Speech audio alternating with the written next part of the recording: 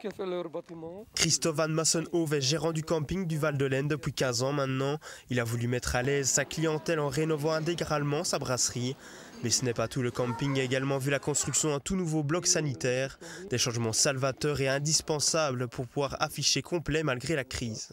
Mais en fait, je pense que c'est nécessaire dans notre région d'investir et surtout Cachan Camping de donner la qualité. Avant, il avait 400 campings en Wallonie, maintenant 300 et encore 100 en discussion qui ne sont pas en ordre. Donc on reste avec la moitié qui sont vraiment capables de tenir un camping au long terme. Alors c'est clair que c'est le moment d'investir dans un camping. Pour répondre d'une part à la demande de sa clientèle et d'autre part pour se démarquer de la concurrence, le camping a reçu l'appellation glamping, c'est-à-dire proposer un logement de luxe. Et faire du glamping, ça veut dire que tu offres des produits aux clientèles qu'un autre ne fait pas, en fait.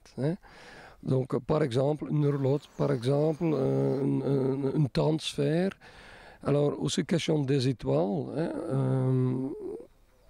peut-être, probablement, que nous sommes capables d'avoir notre 5e étoile cette année ou l'année prochaine. On verra. Ce n'est pas vraiment notre but d'être le premier à Wallonie d'avoir les 5 étoiles, mais ça joue quand même un petit peu avec. Outre les rénovations, on retrouve également des innovations avec ces fameuses sphères. Complètement hors du commun, elles sont prévues pour un couple qui souhaiterait dormir à la belle étoile, tout en gardant un certain confort. On retrouve également les roulottes qui proposent un intérieur aménagé comme un appartement. Malgré ces changements, le gérant ne veut pas en rester là. Notre but, c'est vraiment de continuer dans des nouveaux produits qu'on a déjà en tête. Mais pour ça, on doit demander les demandes aux autorisations, ce qui est logique, et ça peut prendre quand même 2 ou 3 ans, quoi. Le camping était ouvert au grand public ce vendredi et le sera également ce samedi toute la journée. En plus de l'ouverture du site, 4 artistes, sculpteurs et peintres sont au programme et vous feront découvrir leurs œuvres.